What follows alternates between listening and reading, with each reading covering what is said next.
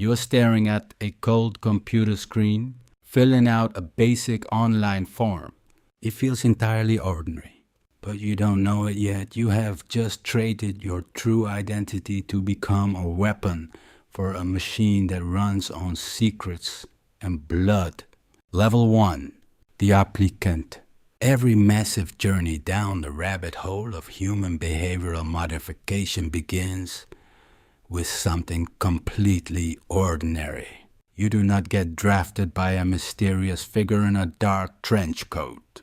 You open a regular laptop in a regular bedroom, go to a public government website, and fill out a digital form like everyone else.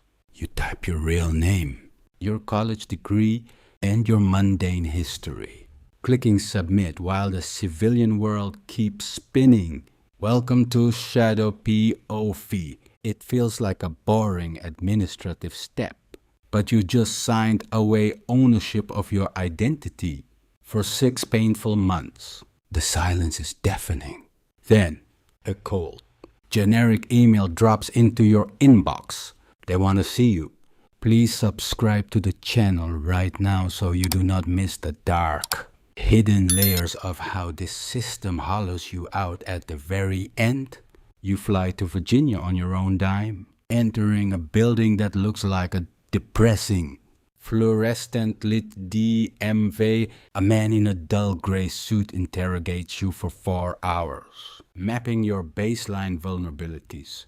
Next comes the polygraph. Sensors wrap your chest, your fingers, and your arm. The technician monitors your panicked breathing. Have you ever committed an unsolved crime? Have you ever betrayed a friend? The machine cannot actually detect lies, but your terrified nervous system does not know that. You sweat, you stutter, and you hand them your soul. 3 weeks later, the letter arrives. You are accepted. Level 2, the Trainee, Part 1. But surviving that psychological strip search is just the moment you hand over the keys to your life. Because the system does not want your civilian mind. It needs to destroy it completely. They isolate you instantly, cutting the remaining threads connecting you to the world you knew, and pack you off to Camp Perry, Virginia. The outside world might map it as a generic military installation, but inside these heavy razor wire fences and armed checkpoints, everyone calls it the farm. 9,000 acres of unyielding woods, stagnant swamps, and hollow training facilities designed to break your old reality. Your internal baseline is shattered at exactly 5 a.m. There are no gentle alarms here, only the raw, exhausting physical shock of a 5-mile run through freezing mud before your brain can even process breakfast. You are pushed to utter physical exhaustion, not as a punishment, but as a deliberate psychological tool to lower your cognitive defenses for what comes next. For 8 hours a day, you sit under buzzing, deadening fluorescent lights, studying things that would make an ordinary citizen lose sleep. You dissect foreign political structures, track the financial logistics of hidden terror cells, and memorize the clinical history of human betrayal. This is tradecraft, and it changes how your eyes process the world. You learn to spot the surveillance civilian man's miss, the dark sedan trailing 3 turns behind you, the man reading a newspaper who checks your reflection twice.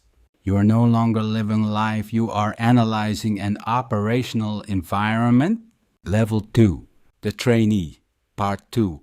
But noticing the tale behind you is merely the surface of survival. The true test begins when you switch from passive observation to active, calculated criminal deception. This cold evolution demands absolute mastery over advanced technical tradecraft, turning your mind into a clinical weapon. You spend hundreds of exhausting hours inside suffocating, unventilated rooms learning to manipulate physical barriers. You are not practicing on cheap store-bought toys. The heavy, reinforced safes you are instructed to crack are salvaged directly from compromised foreign embassies. The complex, mechanical locks you split open under agonizing pressure are stripped from high-security government facilities. You master how to plant some miniature listening devices, intercept encrypt digital signals, and photograph classified cables without leaving a single microscopic shred of evidence behind. Yet, the agency teaches you that the ultimate lock to pick is not made of steel. It is the fragile architecture of human psychology. You dissect the toxic vulnerabilities of the human ego through the clinical mice framework: money, ideology, coercion, and ego. Every target possesses an emotional fracture, and your primary function is to locate that crack and hammer it. You test these predatory skills during live tissue operations in Richmond and Washington, while brutal instructors hunt you like hostile counterintelligence officers. The mental strain is suffocating, washing out 40% of your peers who crack under the weight of perpetual dishonesty. The ones who survive are not the strongest, but those capable of compartmentalizing their conscience into separate, airtight vaults. They can destroy a target's life, drive home, and sit at the dinner table acting completely human. You survive. They hand you a fabricated cover identity, and your civilian soul is officially dead. Level 3, the case officer. Holding that fabricated identity in your hand changes the very weight of your footsteps. Because you are no longer a student of deception, you are now its active, living instrument deployed into the wild. Your first official assignment is an embassy in Eastern Europe, a grim, gray former Soviet bloc country where the political architecture is actively crumbling and the local counterintelligence services watch your every move. On the official diplomatic roster, your name is listed as a political attaché. You have a small, sterile office inside the heavily fortified embassy compound. You wear stiff, expensive suits to endless, mind-numbing diplomatic cocktail parties, making shallow, polite small talk with local ministers, military colonels, and energy executives. To the untrained civilian eye, you are just another boring, invisible government bureaucrat pushing papers unofficially. You are a patient apex predator searching for a very specific kind of prey. An asset is anyone who possesses internal access to the deep secrets your country desperately needs to survive. You do not rush them. True recruitment is an agonizingly slow, methodical seduction that requires ultimate psychological patience. Your first real target takes 8 months of silent, meticulous preparation. He is a mid-level bureaucrat in the local foreign ministry who handles encrypted diplomatic cables. And your research reveals his exact fracture point: heavy gambling debts at an underground casino. You do not show up with a badge or threats. You show up at his favorite baccarat table, buy him expensive whiskey, and slowly become his closest, most reliable friend. When he loses heavily, you casually loan him money. By the time he realizes the trap has closed, he owes you $50,000. You do not ask for treason, you just ask for one small, unimportant document to clear his debt. He agrees, and you now officially own his life. Level 4. The NOC. Owning a man's life inside a foreign ministry feels less like a triumph and more like a cold calculation. But that dark milestone is exactly what signals to headquarters that you are ready to have your safety net permanently cut away. They call you back to a windowless basement room at Langley and offer you something entirely different. Non-official cover, known simply as NOC. Under official cover, you possess a diplomatic passport and an office at the embassy if caught. If the worst outcome is being expelled from the country. As a NOC, you surrender every single layer of protection. You have no badge, no government identification, and zero official connection to the United States. If you are compromised, the CIA will deny you exist, leaving you to face local laws alone, which means an isolated concrete cell, brutal interrogation, or an unmarked grave. You say yes anyway because the mission matters. The agency builds you a legend, a deepfake's identity as an international management consultant. You work for a front company with real offices in Manhattan, real clients, and real employees who have no idea you are a ghost. You travel to hostile territories where America officially has no intelligence footprint, living your life 24 hours a day. Your neighbors think you sell corporate strategies. Your partner thinks you are a workaholic. And your parents think you quit the government entirely. You're utterly, completely alone, trading your true self for encrypted data bursts sent into the dark level 5. The paramilitary officer, living your life as a fiction packed into silent data bursts, eventually cracks under the weight of hostile surveillance. Because no matter how pristine your corporate legend is, the shadows always catch up with you. Your time as a management consultant shatters in Beirut when local intelligence flags your cover, forcing you to execute a high-speed extraction route through a chaotic marketplace just before your safe house is raided. You escape the country intact, but your business identity is permanently incinerated with that hemisphere burned. Headquarters channels your cold survival instinct into a radical new trajectory. The Special Activities Division, or SAD, you are assigned directly to the Special Operations Group, SOG. These are not traditional case officers manipulating targets through conversation. These are elite paramilitary operators who execute deniable warfare in territories where conventional armed forces cannot legally set foot. They strip away your corporate attire and throw you into 6 brutal months of the most intensive kinetic training on Earth.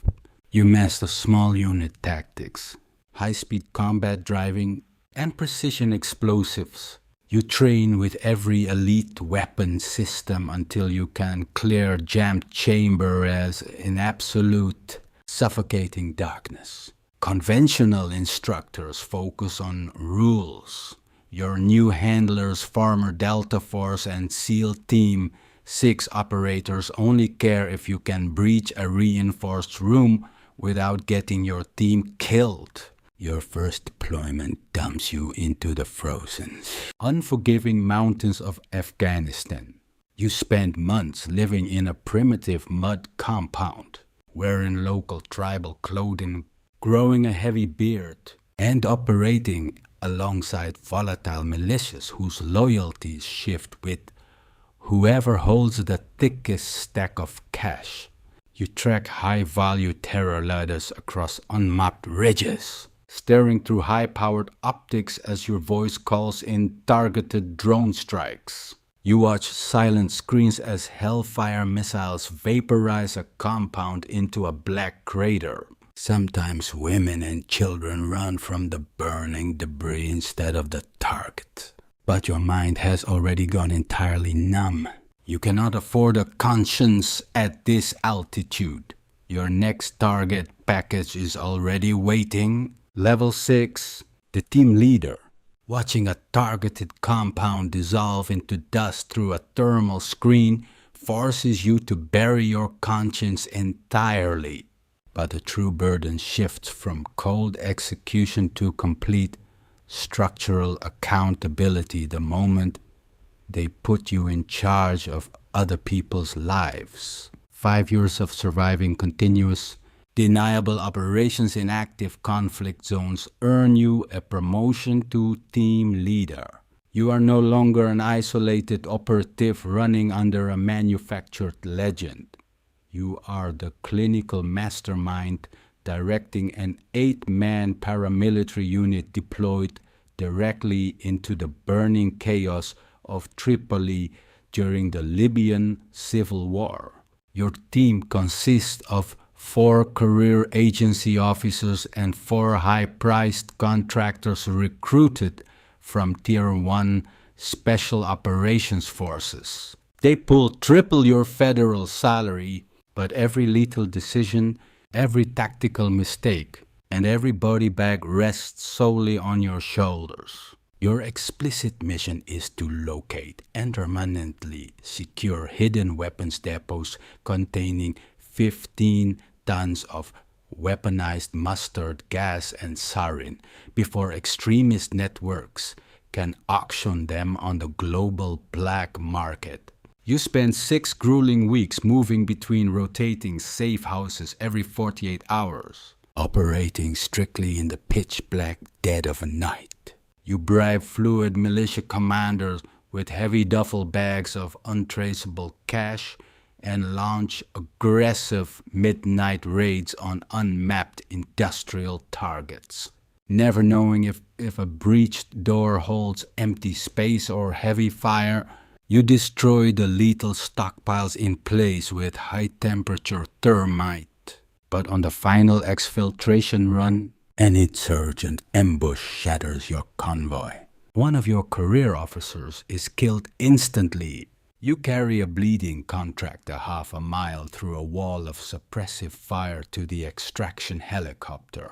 The mission is officially classified as a success, leaving you alone in the dark to write calculated, legally approved fabrications to the families of the dead, masking a truth that will remain buried in a classified vault forever. Level 7. The Station Chief. Sealing a classified vault over the ashes of your own men changes the chemical composition of your soul, turning your operational focus from direct tactical survival into a purely political, administrative exercise in managed human risk. By the time you reach 42, 15 years of continuous deniable warfare have entirely broken your physical body. Your shoulder regularly dislocates from a helicopter insertion in the Hindu Kush. Your knees burn from hundreds of heavy-load parachute drops, and permanent, exhausting tinnitus rings in your ears. The medical board delivers a cold diagnosis. Your field career is over due to cumulative brain trauma. They offer you a powerful desk as chief of station, making you the senior intelligence authority for an entire foreign country. Every asset, active operation, and raw intelligence cable flows through your secure office. Your life shifts into a suffocating maze of bureaucratic survival. You balance the ambassador, who demands zero public incidents, against Langley, which demands immediate, aggressive counterterrorism results. You direct 40 full-time technical specialists and manage hundreds of local informants, navigating liaison relationships with local intelligence heads who are allies by day and bitter adversaries by night. The moral isolation consumes you. Your marriage collapsed a decade ago in the Middle East, and your grown children are complete strangers who only love the clean, fictional cover story you pretend to be. You sleep 4 hours a night on a leather couch, hyper-analyzing operations that could trigger global wars if a single officer slips. Level 8 and 9, the site commander and director. Watching your own identity dissolve into a clean cover story for a family that loves a ghost is a quiet kind of death. But the psychological rut deepens into something far more sinister when they demand you step entirely outside the boundaries of international law. They pull you from the station to command a black site, a high-security detention facility that officially does not exist on any global map. The host government has been paid off in untraceable cash, leaving you inside a windowless, retrofitted warehouse designed to systematically shatter the human psyche. Your inmates are high-value detainees who have vanished from the earth, stripped of legal counsel, standing before no judges, and possessing zero official existence. Your sole instruction is to extract actionable intelligence through enhanced interrogation techniques. You sit behind a sterile one-way mirror, cold coffee in hand, overseeing 11 consecutive days of forced sleep deprivation, agonizing stress positions, and the drowning panic of waterboarding. You tell yourself this moral decay prevents mass casualties, but staring at the concrete ceiling alone at night, you wonder if you became the very monster you were weaponized to fight. 2 years of managing that darkness promotes you back to Langley headquarters as a division director. You walk past the marble memorial wall, knowing the real names behind the anonymous stars, and control a $4 billion black budget completely hidden from congressional oversight. You sit in the White House Situation Room, authorizing deniable sabotage and signing off on shadow operations that would be prosecuted as war crimes if exposed. You feed the machine its required secrets, keeping the entire engine lubricated with blood. Level 10. The Ghost and the Loop. Feed in a shadow machine that transforms human blood into state secrets, eventually leaves you completely hollowed out. Because when the institutional adrenaline finally fades, you are forced to step away from the leverage of power and face the deafening silence of your own survival. You officially retire after 30 agonizing years of unrecorded history. There is no public applause, only a brief, private ceremony in a secure, windowless conference room on the 7th floor of Langley. The director delivers a polished, hollow speech about your unmatched dedication and the high price of freedom. They hand you the Distinguished Intelligence Cross, the absolute highest honor the agency can award. It sits hidden inside a dark box in your closet because you can never wear it, display it, or explain what you destroyed to earn its weight. You sign final, binding non-disclosure agreements, a legal reminder that your memories remain federal property forever. You buy an isolated house deep in the rural woods of Virginia. Far from the system, your colleagues are either dead or buried in anonymous foreign soil, leaving you entirely detached from a civilian world that feels completely shallow.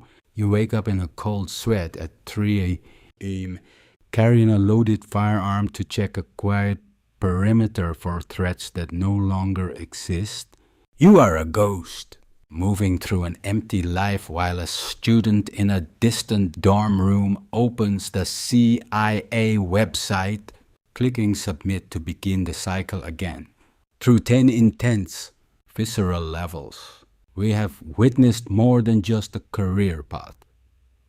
We explored the dark mechanics of systematic human modification. This journey strips away a civilian identity to forge an invisible weapons, building a grim simulation where psychological rewiring is the price of entry.